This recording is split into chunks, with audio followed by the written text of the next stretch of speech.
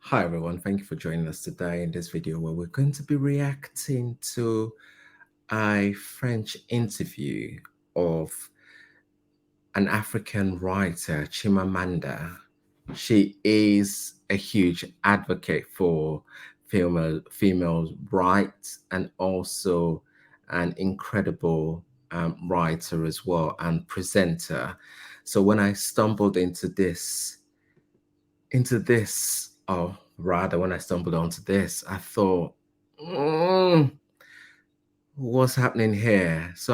Come on, guys, let's check it out. Let's see what it is really all about, because I'm just mindful that some people kind of clickbait. Let's see what it's all about. Come on, guys. And do people read your books in Nigeria? They do, shockingly. They do. Est-ce qu'il y a des librairies? Are there bookshops in Nigeria? No, she's kidding.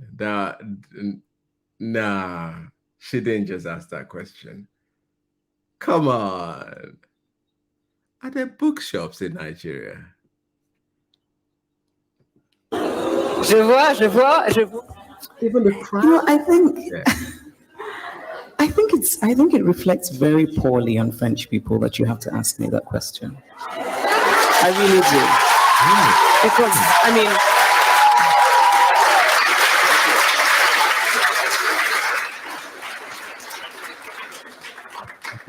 mean, because I think surely, I mean, it's 2018. You know, I mean, come on.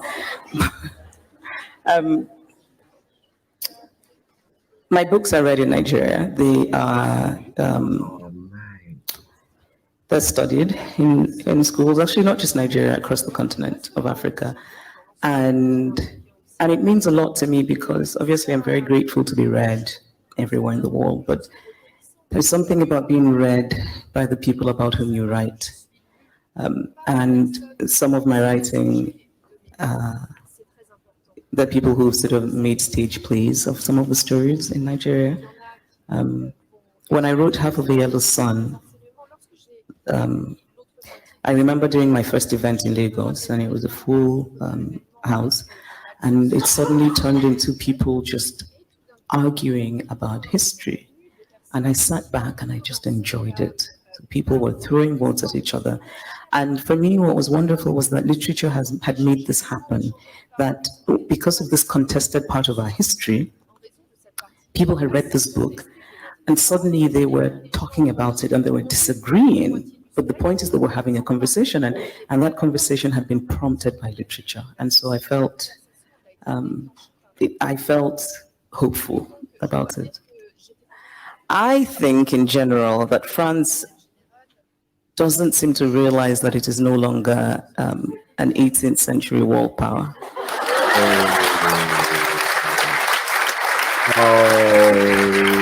And the people in the front and I say this with sad honesty because I have affection for the minister left. Oh, okay, good. But I mean, I think that the French.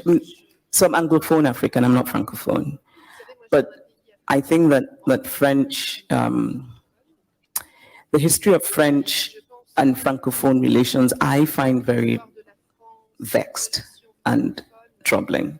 I think it's interesting, this idea that the CFA, the Francophone currency, is somehow tied to the French franc. I find that really retrograde. I think that the way that there's a kind of cultural power that France wields over Francophone Africa that I think is unhealthy. I think Francophone films are really French films in a way that's not the case in Anglophone West Africa. There is a kind of, I think the way that Anglophone Africans occupy their space in the UK is not the same way that Francophone Africans occupy their space in France. And, you know, and I think that Francophone Africans who who know this, right? And maybe they should be the ones answering this question, because I know sort of, I know I read a bit about it, but I obviously I don't have a personal experience. But I should say that my criticism when I started out, and I stand by it, it's because I've had many unpleasant experiences with French immigration. Yesterday was different because they were actually polite, but every time I have come into France, and it's happened, I'm going to say 4 or 5 times in the past 2 years, there is a kind of contempt with which I am dealt with when I present my Nigerian passport that I really find indefensible. And I think it's important because the immigration officers are the first line of contact with the country. And so it shapes the way you think of a country. And I think it takes very little to be polite and to give people their basic dignity. And if I'm coming into a country and I have everything I need and I am legally there, then surely there's no reason to keep me for 30 minutes asking me ridiculous questions, ignoring me for long periods, and just being an ass. So that's what has shaped my irritation with. I think it's important to remember that all human beings really deserve equal dignity. It shouldn't depend on the passport that we carry.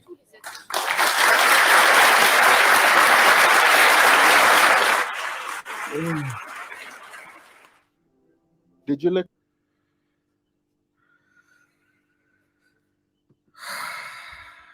I'm sad by that. I am. I wasn't expecting that. I wasn't expecting that because in this day and age, we shouldn't be having this conversation. You're asking an author that originates from Nigeria. Yes, she does spend some time in America, but she spends time between America and Nigeria, from my understanding. If Nigeria has got books. I remember years ago going to university, and no, not going to university in Nigeria, but going to school in Nigeria. And one of the biggest authors at that time was Chinua Achebe. And one of his books at that time was Things Fall Apart, which was an amazing, amazing book. And he was well known in Africa. I think the point I was trying to make here is that before you interview somebody, surely you want to do a little bit of search into their life, into where they're from, before you just ask questions. It's sad because I don't think that she was intentionally trying to be that way. When they title something like, oh, the racist interviewer, I don't know, the question sounded genuine. Like she didn't know if it could be possible for books to be in Nigeria. It just sounded very genuine. So when the whole crowd went off, you could tell that she was shocked by the reaction. Like, is there something you guys know that I don't know, sort of thing? So I don't know if she was, and I need to be careful that I'm not making excuses for this reporter. I just think that it was poor preparation before the interview. She should have done a little bit more research to kind of inform herself. That's not it. What I'm trying to say here, what I'm trying to say is that sometimes people just don't know. And when they don't know, they can sound ignorant. And there is no excuse for questions like that.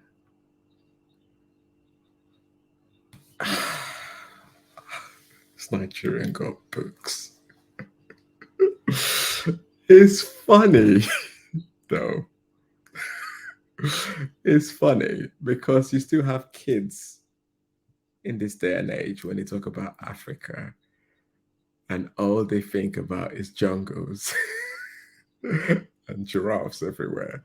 Yes, there are parts where you've got safaris and stuff like that. And yes, there are parts where you've got that. But within those parts, you've also got beautiful homes as well.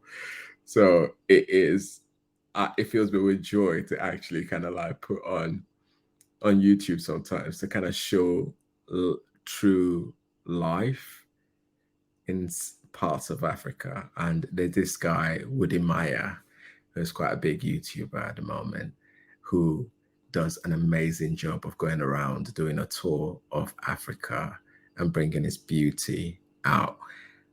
I'm not here to diss anyone. I just feel as a human race, we can do better. There's one point that she raised there, which I thought was really, really important. And I thought it's important to touch on that. Is this idea of the currency within the Francophone Africa. So the Francophone Africans are the ones that were colonized by the French. So where the British had their colonies, the Germans and all of them had their colonies, the ones that have gained their independence, some of them, with regards to the British, Nigeria was one of those. People would argue that they're still under they're still under